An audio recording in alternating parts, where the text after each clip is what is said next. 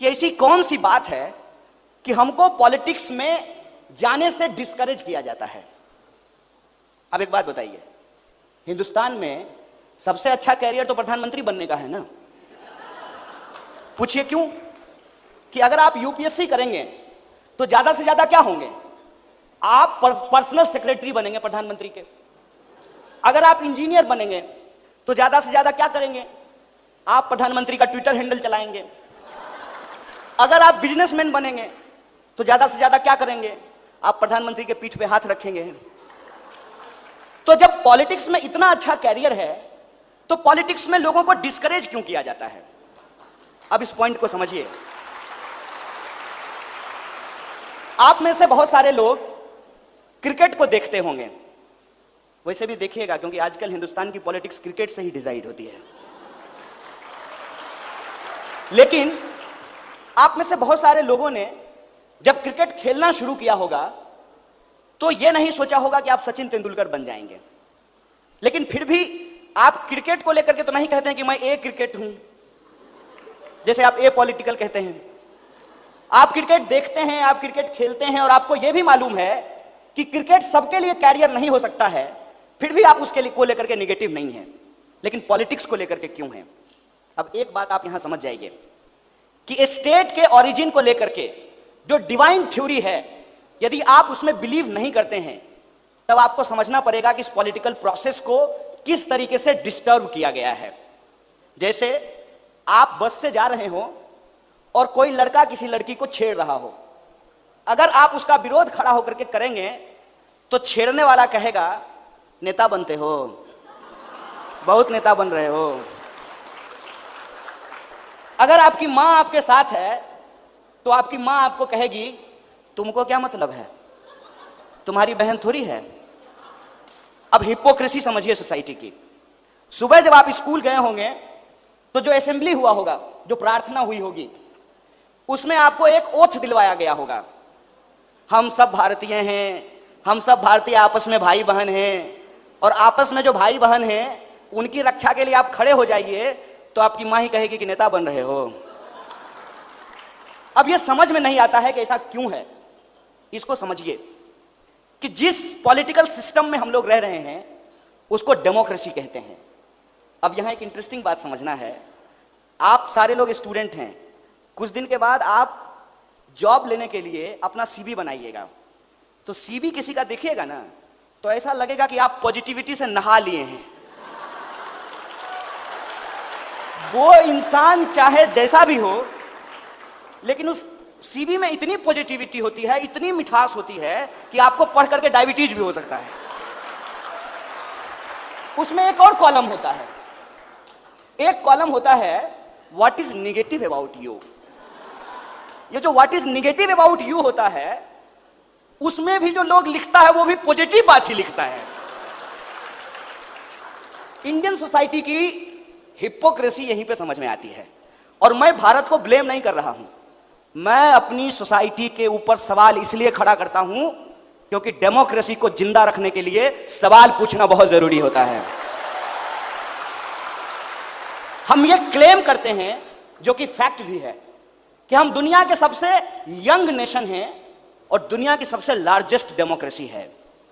और इस largest democracy में जो हमारा इलेक्टोरल प्रोसेस है, ऑल्दो वो इलेक्टोरल प्रोसेस बहुत खतरनाक है, first past the post system. और इस first past the post system में यह होता है कि मेजोरिटी की गवर्नमेंट नहीं बनती है, माइनॉरिटी की गवर्नमेंट बनती है। फॉर एग्जाम्पल, लास्ट टाइम का जो जनरल इलेक्शन है आप उसको देख लीजिए। The NDA got 31% vote and there was 69% vote against the NDA, but who is our prime minister? नहीं, नाम ले सकते हैं, कोई दिक्कत नहीं है, वोल्डेमॉर्ट नहीं है, you can take his name. मैं ये कह रहा हूं कि ये जो इलेक्टोरल प्रोसेस है, इस प्रोसेस के अलावे कोई भी डेमोक्रेसी को सोसाइटी के डिफरेंट स्फीयर में समझने के लिए तैयार नहीं है। Democracy is not just about casting your vote. और आप देखेंगे कभी इलेक्शन आया है, रेडियो मिर्ची पे, रेड एफएम पे, एफएम गोल्ड पे, टेलीविजन पे, अखबार में, सब जगह करोड़ों रुपए का बजट बनाया जाएगा इलेक्शन कमीशन के द्वारा। आपको इंकरेज किया जाएगा कि आप वोट दीजिए, आप 5 साल में एक बार वोट दे दीजिए, लेकिन बाकी साल आप पॉलिटिकल मत रहिए, यह आपको समझाया जाएगा। अगर हम किसी को वोट देंगे तो उसको वोट देने का बेसिस क्या होगा?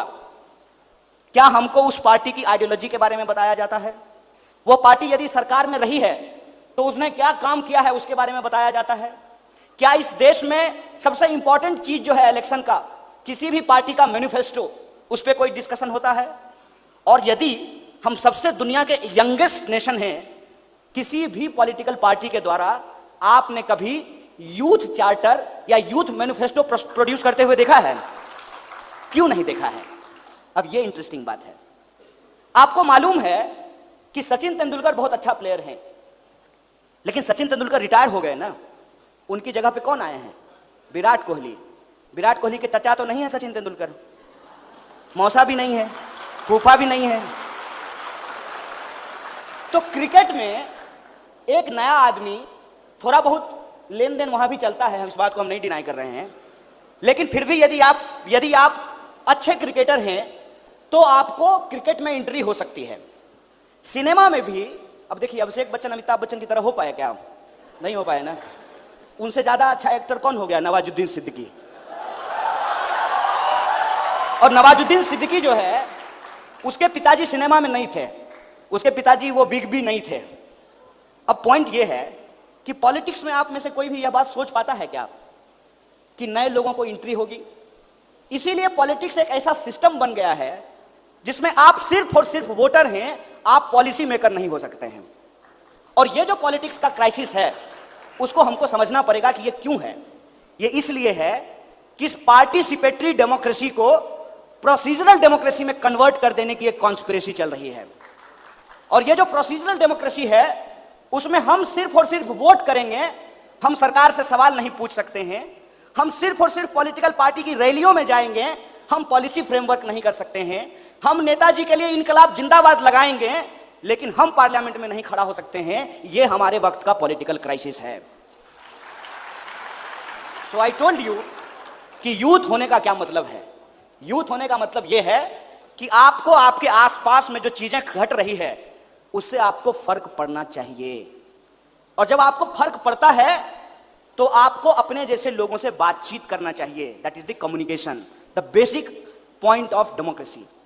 और दूसरा, जब हमारे जैसे लोग हमको मिलना शुरू हो जाएं तो हमको उनके साथ कोलैबोरेट करना चाहिए।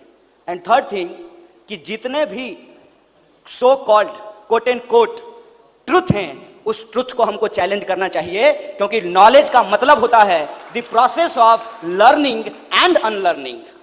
लर्निंग और अनलर्निंग का जो ये प्रोसेस है, इस प्रोसेस में आपको समझ में आएगा कि हिंदुस्तान, भारत सिर्फ और सिर्फ दिल्ली में नहीं बसती है, त्रिवेंद्रम में भी है भारत, नॉर्थ ईस्ट में भी है भारत, कश्मीर में भी है भारत और कन्याकुमारी में भी है भारत। और इस डाइवर्सिटी को आज खत्म करने की कोशिश की जा रही है। इसीलिए यूथ को पॉलिटिक्स में इसलिए आना नहीं चाहिए कि उनका कैरियर बनेगा, इसलिए आना चाहिए कि पॉलिटिक्स में यदि वो वोट दे सकते हैं तो पॉलिटिक्स में वो सजेशन भी दे सकते हैं और उनका सजेशन पॉलिटिक्स में सुना जाए, और जो इंटरेस्टेड है पॉलिटिक्स में उनको पॉलिटिक्स में एंट्री दी जाए। इस तरीके का माहौल हमको पैदा करना पड़ेगा। और आज आपके हाथ में जो एक टूल है कम्युनिकेशन का, मोबाइल, उसमें आपको मिस इंफॉर्मेशन को काउंटर करते हुए, सही इंफॉर्मेशन को आगे बढ़ते हुए, इस नेशन बिल्डिंग के प्रोसेस में डाइवर्सिटी को प्रोटेक्ट करते हुए, हिंदुस्तान के फंडामेंटल राइट को प्रोटेक्ट करते हुए, और इस प्रोटेक्ट करने की जो लड़ाई है उसके चलते आपको जेल में भी जाना पड़ सकता है, आपके ऊपर गोली भी चल सकती है, आपको मारा भी जा सकता है। लेकिन आप एक बात को सोचिएगा कि अगर भगत सिंह भी जब अपने कॉलेज में थे तो यही सोचते कि हम अंग्रेज के खिलाफ बोलेंगे तो हम जेल चले जाएंगे, हमको फांसी हो जाएगी, तो भगत सिंह रेवोल्यूशन के लिए नहीं आए होते। और हम तो आपसे रेवोल्यूशन का डिमांड भी नहीं कर रहे हैं, हम तो सिर्फ और सिर्फ आपको अपने कॉन्स्टिट्यूशनल राइट को लेकर के अवेयर होने के लिए, कॉन्स्टिट्यूशनलिज्म को आगे बढ़ाने के लिए और कॉन्स्टिट्यूशनल फ्रेमवर्क के अंतर्गत डेमोक्रेसी को स्ट्रेंथन करने की बात कर रहे हैं। इसीलिए आप सब लोग इस स्टूडेंट पार्लियामेंट में शामिल हुए हैं। मैं आपका तहे दिल से शुक्रिया अदा करता हूं और ऑर्गेनाइजर को शुक्रिया कहते हुए अपनी बात को खत्म करता हूं। शुक्रिया, इनकलाब जिंदाबाद। आजादी स्लोगन बता देंगे, लेकिन ये बता दीजिए, ठंडा मतलब क्या होता है? कोका कोला, यही है। यही मिस इन्फॉर्मेशन है।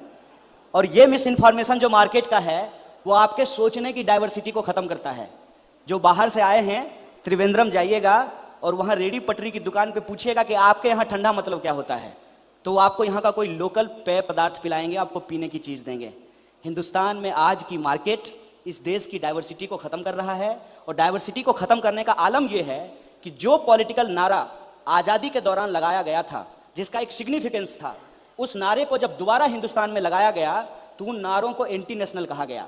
और मजेदार बात यह है कि जब यह नारा पॉपुलर हो गया तो कांग्रेस भी आजादी का नारा लगा रही है, बीजेपी भी आजादी का नारा लगा रही है, यात्रा.com भी आजादी का नारा लगा रही है। और इंटरेस्टिंग बात मैं आपको बताऊं, अभी एयरटेल ने कहा है कि 350 में लीजिए 1 साल की आजादी।